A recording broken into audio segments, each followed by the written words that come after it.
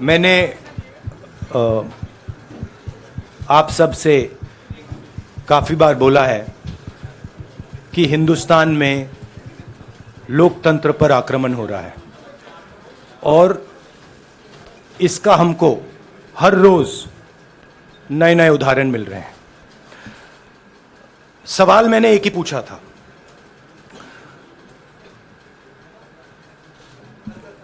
Foundation पे जाता हूं, अदानी जी की शेल कंपनीज हैं, अदानी जी की शेल कंपनीज हैं, उसमें 20,000 करोड़ रुपया किसी ने इन्वेस्ट किया। अदानी जी का पैसा नहीं है, अदानी जी का इंफ्रास्ट्रक्चर बिजनेस है, पैसा किसी और का है। सवाल यह है, ये जो 20,000 करोड़ रुपए हैं ये किसके हैं? यह सवाल मैंने पूछा। मैंने पार्लियामेंट हाउस में प्रूफ देके, जो मीडिया रिपोर्ट से मैंने निकाला, अदानी जी और नरेंद्र मोदी जी के रिश्ते के बारे में डिटेल में बोला। रिश्ता नया नहीं है, रिश्ता पुराना है। जब नरेंद्र मोदी जी गुजरात के सीएम बने थे तब से रिश्ता है और उसके बहुत सारे पब्लिक प्रूफ्स हैं। हवाई जहाज में मैंने फोटो दिखाई, नरेंद्र मोदी जी बड़े कंफर्ट में बैठे हुए थे अपने दोस्त, अपने मित्र के साथ, पार्लियामेंट में मैंने दिखाई। यह सवाल मैंने पूछा। फिर मेरी स्पीच को एक्सपंज किया गया। मैंने स्पीकर को डिटेल चिट्ठी लिखी, पॉइंट बाय पॉइंट, कि मैंने कहा कि एयरपोर्ट्स अदानी जी को रूल बदल के दिए गए हैं, ये लीजिए रूल की कॉपी जिसको बदला गया है। चिट्ठी लिखी, कोई फर्क नहीं पड़ा। फिर मेरे बारे में मंत्रियों ने पार्लियामेंट में झूठ बोला कि मैंने विदेशी ताकतों से मदद मांगी। मैंने ऐसी कोई बात नहीं की है। मैंने कहा स्पीकर से, मैंने जाके कहा, स्पीकर सर, पार्लियामेंट का नियम है कि अगर किसी मेंबर पर कोई एक्यूजेशन लगाता है तो उस मेंबर को जवाब देने का हक होता है। मैंने एक चिट्ठी लिखी, उस चिट्ठी का जवाब नहीं आया। दूसरी चिट्ठी लिखी, उस चिट्ठी का जवाब नहीं आया। फिर मैं स्पीकर के चेंबर में गया। मैंने स्पीकर सर से कहा, स्पीकर सर, यह कानून है, यह रूल है, इन्होंने झूठा आरोप लगाया है, मुझे आप बोलने क्यों नहीं दे रहे हैं? स्पीकर सर मुस्कुराते हैं, कहते मैं नहीं कर सकता। और फिर उसके बाद आपने सबने देखा क्या हुआ। सवाल पूछना मैं बंद नहीं करूंगा। नरेंद्र मोदी जी का अदानी के साथ क्या रिश्ता है और 20,000 करोड़ रुपए किसके हैं, मैं पूछता जाऊंगा। मुझे कोई डर नहीं लगता इन लोगों से। और अगर ये सोचें कि मुझे डिस्क्वालीफाई करके, धमका के, जेल में डाल के मुझे बंद कर सकते, नहीं, मेरी वो हिस्ट्री नहीं है। मैं हिंदुस्तान के लोकतंत्र के लिए लड़ रहा हूं और मैं हिंदुस्तान के लोकतंत्र के लिए लड़ता रहूंगा। किसी चीज से नहीं डरता हूं, यह सच्चाई है। अब आप सवाल पूछिए। एक एक करके प्लीज। हाँ मोहित, I'll say it in English also. Sorry. I'll say it in English also. The question begins few weeks back in Parliament, where I asked the Prime Minister a very specific set of questions. Question number 1, 20,000 crore rupees or $3 billion are in shell companies owned by Mr. Adani. Mr. Adani could not have generated this money. He's an infrastructure business. Where did this money come from? Whose money is it? That was the first question. Whose shell companies are there? These companies are working in the defense field. Why does nobody know whose money this is? There is a Chinese national involved in this. Why is nobody asking the question, who is this Chinese national? That was the first question. Second question was, set of questions with proof. What is the Prime Minister's relationship with Mr. Adani? I showed a picture of the Prime Minister and Mr. Adani's plane relaxing. I gave documentation about the defense industry, about the airports, about statements made in Sri Lanka, about statements made in Bangladesh, pictures of Mr. Narendra Modi sitting with the State Bank chairman in Australia. And I put this proof on the table. Immediately after that, the BJP started its work. My speech was expunged. I wrote a letter to the Speaker with a detailed explanation on the defense industry, on the airports, with press clippings, supporting documents, legal documents, and said, this is the supporting foundation of my speech. I have not made this speech, I have not invented this. This is detailed research, here it is. Nothing happened. Nothing was revoked. My speech today is not part of the record of Parliament. The same, by the way, was done with Mr. Kharge. After that, BJP ministers lied about me in Parliament. They made the statement to distract from the Adani issue. The whole game, disqualification, and all these statements are to distract from the central question, whose money is it? 20,000 crores, whose is it? Kiska hai ye? That's the main question. The whole thing is to distract. So, they said that I've asked foreign forces to help India. Most ridiculous statement. I have never made such a statement. You can look at all the conversations I had in the United Kingdom. Not one such statement was made. In fact, I said this is India's problem. India has to resolve this problem, right? A minister lies on the floor of the House. I wrote to the Speaker and I said, Speaker, sir, it is my right as a member of Parliament, when somebody makes an accusation, to state my position. Please let me state my position. The first letter is not answered. I then write a second letter with more details, saying the names and what was said. Still no answer. I then go to the Speaker's chamber and I say, Speaker, sir, what is going on? We live in a democracy. You are the defender of that democracy. Why are you not letting me make my statement? The Speaker smiles and says, I cannot do that. Come and have a cup of tea with me. Right? So this is the whole drama that is being orchestrated to defend the Prime Minister from the simple question, whose 20,000 crore rupees, whose $3 billion went to Mr. Adani shell companies? हाँ जी मोहित, एक minute, सबको मौका मिलेगा. राहुल जी, मोहित दुबे हूं मैं. मेरा सवाल यह है कि आप शहीदों. By the way, sorry, I just need to finish that. I left out a part. Look, I'm here defending the democratic voice of the Indian people. I will continue to do that.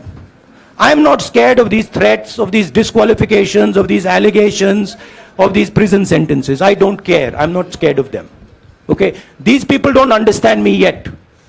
I am not scared of them. They are used to everybody being scared of them. I am not scared of them. Right? And I will continue to ask the question, what is the Prime Minister's relationship with Mr. Adani? It is an old relationship. It is a relationship that began when he was Chief Minister of Gujarat. Mr. Adani constructed the idea of Resurgent Gujarat, organized all that. This is a partnership. It's a close partnership. I'm going to keep asking that question. Rahul ji, मैं मोहित दुबे हूं. मेरा सवाल यह है कि आप शहीदों के परिवार से आते हैं. आपकी दादी भी डिस्क्वालीफाई हुई, जनता के बीच गई, आप सत्ता में वापस आए। आज के दौर में राहुल गांधी भी डिस्क्वालीफाई हो गए हैं, क्योंकि तमाम आपने इश्यूज को उठाया, चीन के इश्यूज को उठाया। क्या राहुल गांधी भी जनता के बीच में जाएंगे और वही वापसी फिर से करेंगे? राहुल गांधी भारत जोड़ो यात्रा में 4.5 महीने जनता के बीच में रहेंगे और वो मेरा काम है, वो मैं करता जाऊंगा। हाँ जी अनवर, अनवर आज के हिंदुस्तान में जो पहले राजनीतिक पार्टियों को सपोर्ट मिलती थी, मीडिया से मिलती थी, बाकी इंस्टीट्यूशन से मिलती थी, वो नहीं मिलती है। तो ऑपोजिशन की पार्टीज को एक ही रास्ता है, जनता के बीच में जाने का। हाँ जी अनवर। सर, भारतीय जनता पार्टी ने आप पर ओबीसी समुदाय के अपमान का आरोप लगाया है, इस पर आप क्या जवाब देना चाहेंगे भारतीय जनता पार्टी को? मैं पिछले भारत जोड़ो यात्रा में आप मेरी कोई भी स्पीच देख लीजिए, मैं वहां कह रहा हूं सब समाज एक हैं, सबको एक साथ चलना चाहिए, भाईचारा होना चाहिए, नफरत नहीं होनी चाहिए, हिंसा नहीं होनी चाहिए। तो मेरी पोजीशन बिल्कुल क्लियर है। ये ओबीसी का मामला नहीं है, ये नरेंद्र मोदी जी और अदानी जी के रिश्ते का मामला है। 20,000 करोड़ रुपए जो अदानी जी को पता नहीं कहां से मिले, उसके बारे में मैं सवाल पूछ रहा हूं और उसका जवाब चाहिए। बीजेपी ध्यान को भड़काने की कोशिश करती है, कभी ओबीसी की बात करेगी, कभी विदेश की बात करेगी, कभी कुछ और बात करेगी, कभी डिस्क्वालिफिकेशन की बात करेगी, मगर सवाल यही है 20,000 करोड़ रुपए, $3 बिलियन किसका था? संजय मिश्रा। और वो अदानी का पैसा नहीं हो सकता। Sanjay Mishra.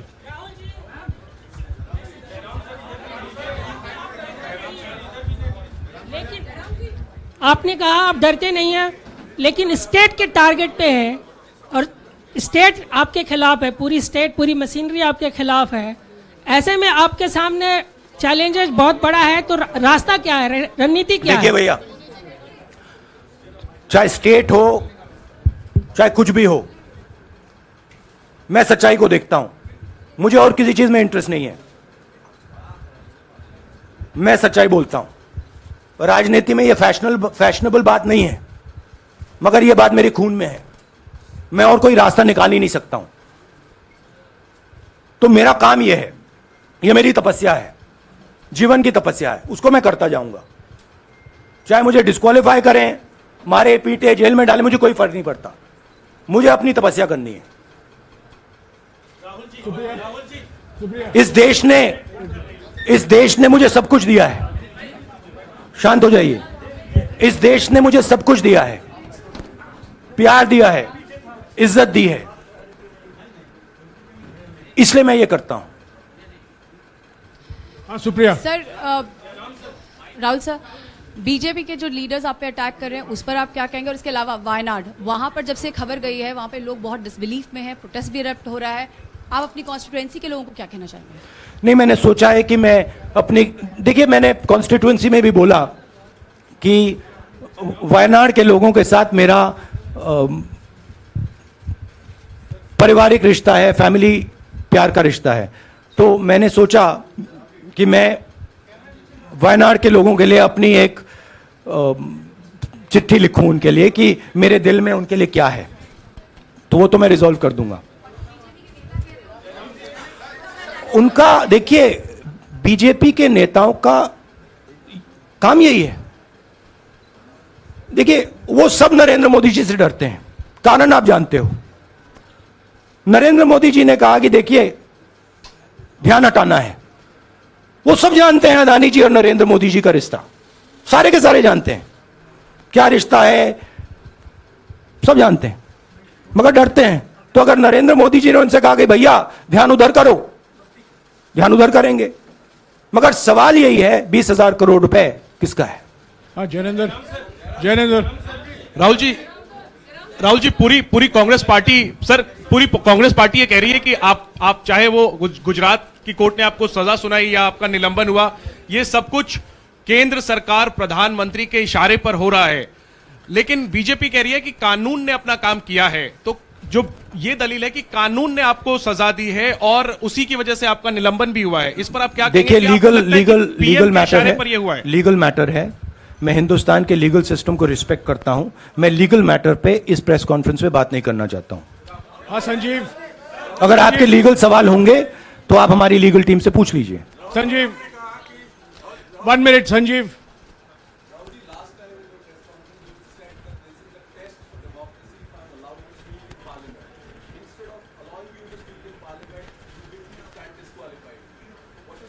No, look, please understand why I have been disqualified. I've been disqualified because the Prime Minister is scared of my next speech. He's scared of the next speech that is going to come on Adani, right? I've seen it in his eyes. So he's terrified of the next speech that is going to come, and they don't want that speech to be in Parliament. That's the issue. That is why, first the distraction, now the disqualification. Please don't be confused about this matter. There is a deep relationship between Narendra Modi ji and Mr. Adani. There is a question. 20,000 crore rupees have suddenly arrived in Mr. Adani's shell companies. Where has this money come from? Whose money is it? It is, some of these companies are defense companies. Why is the defense ministry not asking this question? Why is the defense ministry not asking the question? But please explain to us, whose money is this that is being spent on our drone development, that is being spent on our missile development, that is being spent on our ordnance production? Why is the defense ministry not asking this question? हाँ मंजरी please, एक minute मंजरी। सदस्यता की रद्द हुई तो उसके बाद बहुत सारे ऐसे विपक्षी दल जो अभी तक कांग्रेस से दूरी बना के चलते थे वो भी आपके समर्थन में आए। तो आपको क्या लगता है अब वो समय आ गया है जब सारे विपक्ष को एकजुट हो जाना चाहिए? मैं उन सब विपक्षी दलों का धन्यवाद करता हूं कि उन्होंने इस बात में हमारी सपोर्ट की और हम सब मिलके काम करेंगे। रंजीता जिस बयान को लेकर आपको ये सजा सुनाई गई है, क्या आपको लगता है, आपको अफसोस है उस बयान को लेकर? क्या कहेंगे उस बयान पर? अब देखिए, अब ये लीगल डिस्कशन है, उस पे मैं टिप्पणी नहीं करना चाहता हूं क्योंकि ये कोर्ट में मामला है। मगर मैं जो भी सवाल उठाता हूं वो सोच समझ के उठाता हूं। हाँ जी नीरज। राहुल जी अभी कुछ ही दिन पहले लक्षद्वीप के सांसद मोहम्मद फैजल की सदस्यता गई थी और बाद में हाईकोर्ट ने स्टे कर दिया था। अभी उनकी मेंबरशिप रीइंस्टेट नहीं हुई है। देखिए, सुन लीजिए। हाँ। राहुल जी सुन लीजिए, अभी उनकी सदस्यता रीइंस्टेट नहीं है, लेकिन चुनाव आयोग ने चुनाव की घोषणा करने के बाद उसे रोक दिया था। अगर ऊपरी अदालत से आपको स्टे मिलता है तो आपको उम्मीद है कि लोकसभा स्पीकर भी आपकी सदस्यता को बहाल कर देंगे? मुझे उम्मीद में कोई इंटरेस्ट ही नहीं है। चाहे मुझे सदस्यता मिले ना मिले, मैं अपना काम करूंगा। अगर ये मुझे परमानेंटली डिस्क्वालीफाई कर दें तो भी मैं अपना काम करूंगा। अगर मुझे रीइंस्टेट कर दें तो भी मैं अपना काम करूंगा। मुझे कोई फर्क नहीं पड़ता मैं पार्लियामेंट के अंदर हूं या बाहर हूं, कहां हूं। मैंने आपसे कहा मुझे अपनी तपस्या करनी है, मैं उसको करके दिखाऊंगा। आपके लिए नहीं, अपने लिए। रवि एक मिनट रमन, हाँ। एक मिनट रमन।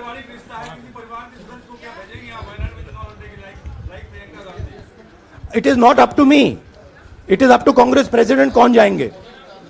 राहुल जी मेरा सवाल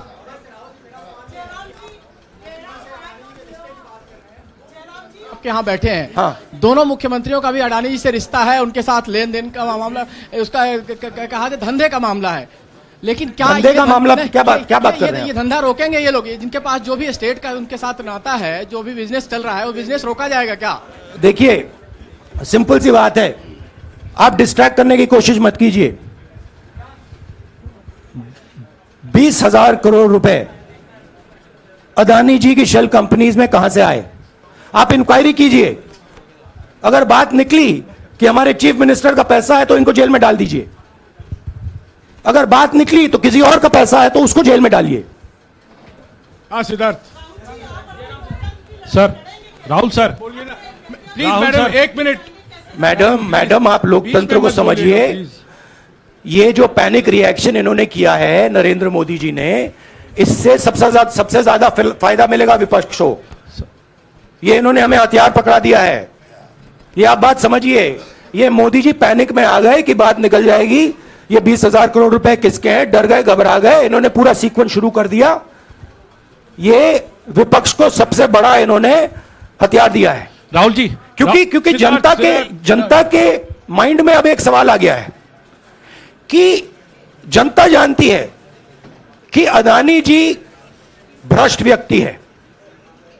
अब जनता के माइंड में यह सवाल उठा है कि इस भ्रष्ट व्यक्ति को हिंदुस्तान का प्रधानमंत्री क्यों बचा रहा है।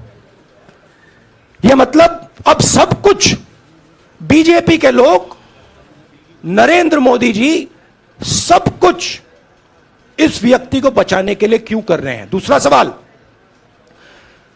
बीजेपी के लोगों ने कहा कि अदानी पर आक्रमण देश पर आक्रमण है। मतलब इनके माइंड में देश अदानी है और अदानी देश है। बात समझिए। राहुल जी, हाँ, सिद्धार्थ। राहुल जी, मेरा सवाल आपसे ये सिद्धार्थ। है कि जब आप ये फैसला सामने आया, आपको मैक्सिमम पनिशमेंट जो है इसमें जो हो सकती है वो आपके लिए मुकर्रर की गई।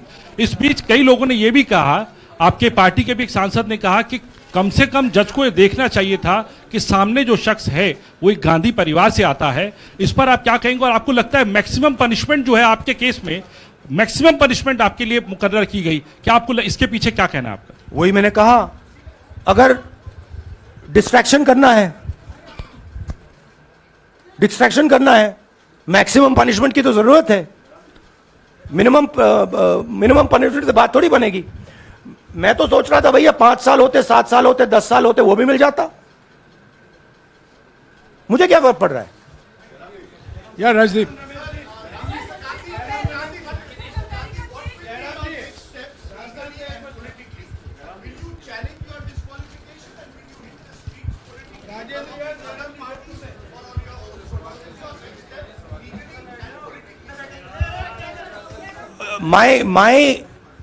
I have only one step, and that step is to fight for the truth in this country and to defend the democratic nature of this country that is under. Please let me finish, Rajdeep. Unless you want to answer it for me. You do that also sometimes. Yeah. So my job, as I see it, is to defend the democratic nature of this country. And I will do whatever I have to do to defend the democratic nature of this country. What does that mean? That means defending the institutions of this country. That means defending the voice of the poor people of this country. That means telling the people of this country the truth about people like Mr. Adani, who are basically exploiting the relationship they have with the Prime Minister. yeah, Pallavi, please 1 second. Let's go. Look, Can I- see, these are legal matters. It makes me no difference. I told them, it makes me no difference if I'm disqualified, not qualified, whatever. It makes me no difference. Disqualify me for life. Put me inside jail. I will keep going. I will not stop. Mr. Gandhi, Yeah, Mr. Pallavi. Gandhi, 2 things here. One, are you worried or apprehensive about the political relevance of, say, the opposition and the Congress I look party worried to post? you? One. Second, Do I look worried to you? I'm excited. I'm happy that these people have given me the best gift they could give me. And second, Mr. Gandhi, is that BJP's reaction since yesterday is that if you hadn't torn the ordinance then perhaps you wouldn't be facing the law today. Your response to that? My response to that is that when somebody is guilty of something, they want to distract everybody's attention. Right? If you catch a thief, the first thing he says is, I didn't do it. The second thing he says, look there, look there, look there, look there. Right? That's what the BJP is doing. We have caught 20,000 crore rupees entering Mr. Adani's companies. Nobody knows whose money that is. That money cannot be Mr. Adani's money. He does not generate this type of money. So that money has come from someone. All this, OBC, disqualification, anti-national, all this is to distract from the panic that the Prime Minister is feeling. That his relationship with Mr. Adani is going to be exposed. Let me tell you, that relationship is going to be exposed. Nobody is going to stop that. It is going to happen. Because the opposition is going to press this thing until we find the answer. हाँ रवि सिसोदिया जी को दे दो। राहुल जी जो judgement आया उसको लेकर BJP ने उसको किया है कि आपने ओबीसी का अपमान किया, पूरे देश में प्रेस कॉन्फ्रेंस करने की तैयारी कर रहे हैं कि आपने ओबीसी का अपमान किया था। भैया देखिए, पहला आपका अटेम्प्ट वहां से आया, दूसरा आपका अटेम्प्ट यहां से आया, तीसरा आपका अटेम्प्ट यहां से आया। आप इतनी डायरेक्टली बीजेपी के लिए क्यों काम कर रहे हो? थोड़ी डिस्क्रेशन से करो यार, थोड़ा घूम घाम के पूछो। क्या आपको ऑर्डर दिया है क्या? देखो मुस्कुरा रहे हैं। घूम घाम मैं आपको उदाहरण देता हूं, आप थोड़ा घूम घाम के निकाल नुकुल के बोलो। देखो ऐसे बोलो पहले, राहुल जी, हाँ तो please if you want to work for the BJP, then bring a BJP flag symbol here and put it on your chest. Then I'll answer you the same way I answer them. Don't pretend to be a pressman. Vikrant, Rahul ji हवा निकल गई। Rahul ji BJP के लोग बार बार ये बात कहते हैं कि आपने जब विदेश में जाके भाषण दिया तो उन्होंने कहा माफी मांग लेते, अभी कहा कि कोर्ट में आपसे कहा कि आप माफी मांग लेते। तो जब ये लोग कहते हैं राहुल गांधी माफी मांग लेते, तो राहुल गांधी क्या सोचते हैं? राहुल गांधी सोचता है मेरा नाम सावरकर नहीं है, मेरा नाम गांधी है। गांधी किसी से माफी नहीं मांगता। और मैंने कहा, पार्लियामेंट हाउस में कहा कि भैया मुझे बोलने दीजिए ना, एक बार तो बोलने दीजिए। 2 बार चिट्ठी लिखी, तीसरी बार मैं पर्सनली स्पीकर से जाके कहता हूं, स्पीकर सर प्लीज, आप डेमोक्रेसी के लोकतंत्र के आप प्रोटेक्टर हैं, मुझे बोलने दीजिए। मुस्कुरा के कहते हैं भैया मैं तो नहीं कर सकता। आप नहीं कर सकते तो कौन कर सकता है? शायद मुझे जाके मोदी जी से पूछना पड़े, वो तो करने नहीं देंगे। तो मेरा जो पॉइंट है, इस देश में लोकतंत्र खत्म हो गया है। इस देश के लोग जो इनके दिल में है, हमारे दिल में है, बोल नहीं सकते हैं। इस देश के इंस्टीट्यूशन पर आक्रमण हो रहा है। और उस आक्रमण का मैकेनिज्म क्या है? उस आक्रमण का मैकेनिज्म नरेंद्र मोदी जी और अदानी जी का रिश्ता है, वो फाउंडेशन है। मैं नरेंद्र मोदी जी पर सवाल नहीं पूछ रहा हूं, मैं अदानी जी पर सवाल पूछ रहा हूं। बीजेपी अदानी जी को क्यों प्रोटेक्ट कर रही है? आप नरेंद्र मोदी जी को प्रोटेक्ट कीजिए। मैं अदानी जी पे पूछ रहा हूं, आप अदानी जी को क्यों प्रोटेक्ट कर रहे हो? आप इसलिए अदानी जी को प्रोटेक्ट कर रहे हो क्योंकि आप ही अदानी हो।